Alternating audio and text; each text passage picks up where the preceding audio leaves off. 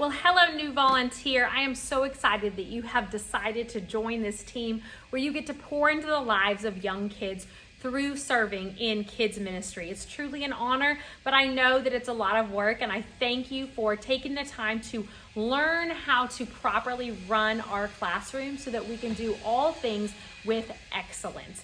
All right, so you're going to arrive on your scheduled Sunday that I will have scheduled you through Planning Center. Planning Center is going to send you a reminder email each month where you can go in there, you can accept or decline, but I always ask that if you know you're gonna be out of town or something is happening, that you would go in ahead of time and block out those dates. So I'll communicate through Planning Center and you will be scheduled in your given classroom. So here's our 3-year-olds through kindergarten.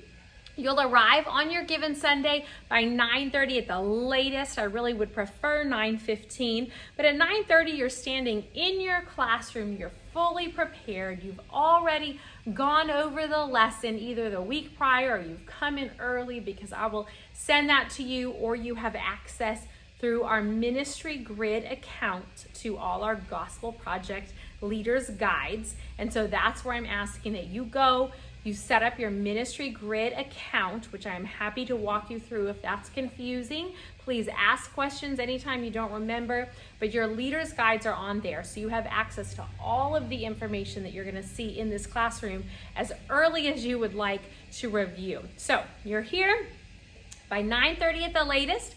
We've got our check-in clipboards where you're gonna go ahead and write down the child's name. That's all you need to write down. They are checking in our lobby, and so we've got an automatic check-in system that prints them their tag, but this is for that immediate knowledge of who is in your class. If we ever had a fire or for some reason needed to exit the classroom, you obviously can't log into our system and see who was here. While I can do that at any time and know who's been present for months past, you need an immediate, okay, who's in my classroom? How many kids did I have? Did I lose a kid? So this is just a quick list of names and then any special concerns. But other than that, they are checked in automatically. And then when their parent picks them up, you're gonna make sure if for some reason you didn't recognize their parent, you would be looking for that tag, making sure that that child goes with that parent. All right, so they're coming in about 9:30. There will always be some activity for them. Maybe it's related to the lesson, maybe it's just something fun like blocks, but the kids are coming in and you're just playing with them. Once they're in, they're in. So if they say, hey, can I go run to mom or dad, anything now outside of this classroom, they have to be escorted. So if they have to go to the bathroom, they have to be escorted. So they are in, they are officially in your care. So from 9:30 until 10 o'clock, it's usually just free play. Then at 10 o'clock, we're gonna move into the lesson plan over here.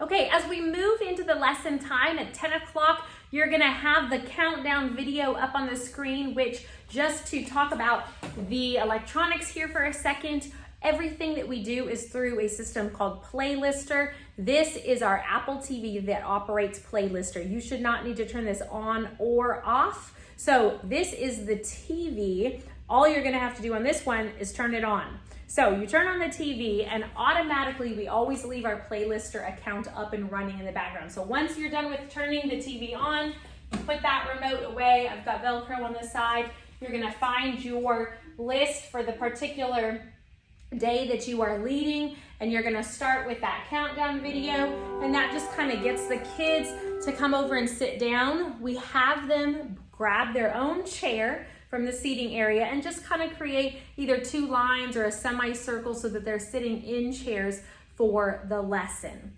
All right, so it goes through the countdown video. This is your time to tell the kids, put away those toys, anything that might distract them, anything they've been playing with, because we are going to get ready for the lesson. Now, for your particular lesson, you will have, this is the leader's guide I talked about. Like I said, this is available on Ministry Grid for you to review at any time.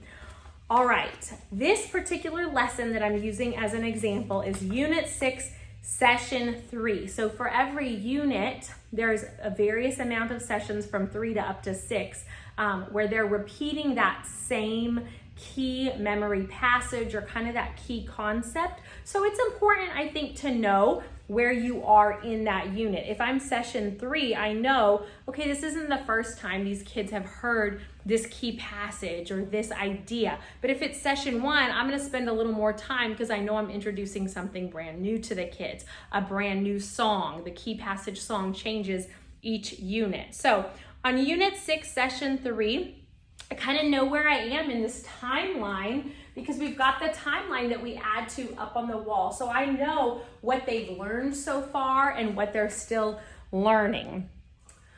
All right, so after the countdown, after we've got all the kids started, we're gonna go into that Bible story. So we're gonna go ahead and just hit play. This remote, you're really pretty much operating just that circle. There's the enter, up or down. You've got the volume here. If you can't figure out the remote, I do have a list hidden behind this TV, just kind of how to work the remote if you want to look at that. But they're going to go ahead and do their Bible story. It's usually about a 3 to 4 minute long Bible story. It's walking you through exactly what to do on this leader guide. So it tells you when to play that Bible story. After you do the Bible story, again, it's telling you exactly what to do here. You're reviewing a little bit of that just in your own words. Talk to the kids, review that Bible story. If you don't know exactly what to say, on your leader's guide, it has for you even bolded and highlighted words there that will just walk you through exactly what to say. Or, of course, use your own creativity. There's always a Christ connection where every lesson is pointing back to Christ. All right, after our Bible story, it moves into the key passage. This is the passage that is the same for the entire unit, that are teaching kids really the doctrinal truths about Christianity. So you'll see that on the screen. You'll also see that posted on the wall. It's in both places. They don't match here because we're on different weeks, but I promise, oh, they do match. They'll always match for your lessons. All right, then we have a big picture question and answer. Oh, we also, we have, after our key passage, we have our key passage song. So this is a worship song, but it purposefully involves that key passage that we're wanting those kids to remember.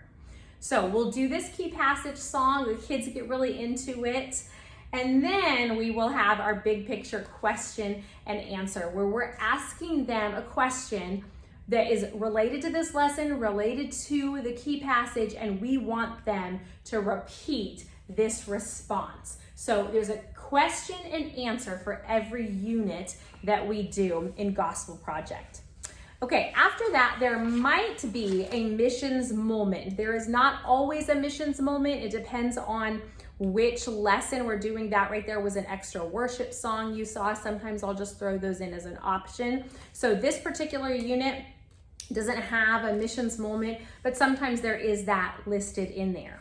All right, so that is the lesson part that you're doing around the TV. You're adding your own creativity as you have ideas, but also the lesson plan is giving you all that you really need. From there, we're gonna move on over into crafts and snack time. All right, crafts and snack time is really easy. The kids love this. They're generally focused, sitting down around the tables.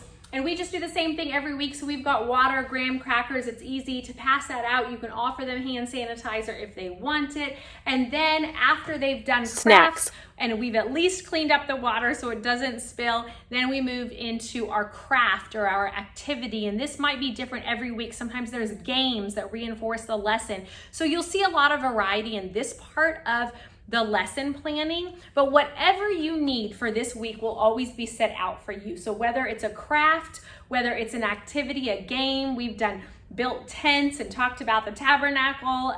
We've done all sorts of things. So whatever you're doing though, you can be assured that your supplies will be out for you. A lot of times in the leader's guide, if you're reviewing this at home, even before you come into class, you'll see that there's a lot of options. Gospel Project doesn't want us to run out of things to do, so they'll give you a lot of ideas.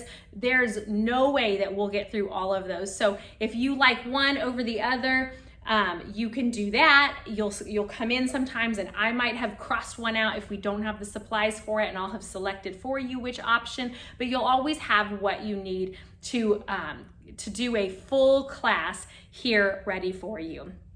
All right. After that, we usually wind down at about 11:05, and sometimes the parents are coming in. You know, sometimes Pastor Stephen goes late. So again, you've got more options, but then you're just moving into a time of play.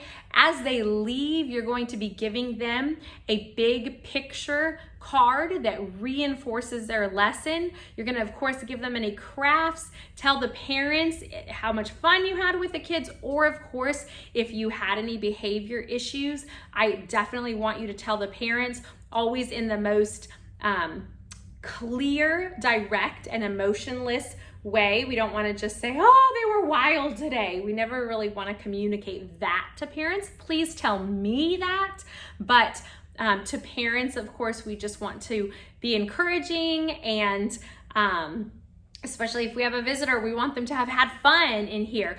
But throughout all of class, if you ever need help, you can always text me. I keep my phone next to me during service, and I am here to help you. If you have a behavior problem with the child, you are encouraged to page that parent. So all of the kids have their phone numbers on the back. Page me or page the parent, but I don't want you in here dealing with, serious problems and just letting it destroy the class. So any child, for whatever reason, maybe they're just having a bad day and they can't stop crying. I don't know. We still deal with that at this age, but we don't want you to be afraid to page us, page for help. Please ask for help if you need it. Also, with bathrooms, at this age, most of the kids can do things on their own, but we don't go into you don't go into the bathrooms to help them. I know it might seem like a double standard, but a lot of parents just feel differently about men, so we just make that rule. Men, we don't want you going into the bathrooms or helping with diaper changes or anything like that. Ladies, if you are in here and you want to help, that's fine, as long as you feel comfortable. If not, you can page the parent, but always we leave the bathroom doors unlocked. So if you are in with a child, that bathroom door stays unlocked and even propped open if you can. So just to avoid any concerns, safety measures, like I said, if you have any questions, please let me know. If you have suggestions after you get into this class, I am always open for suggestions. I appreciate you volunteer as you make Foundations a wonderful place for parents and their kids to grow in the knowledge of Jesus. So thank you for what you do. All right, have fun in your classes.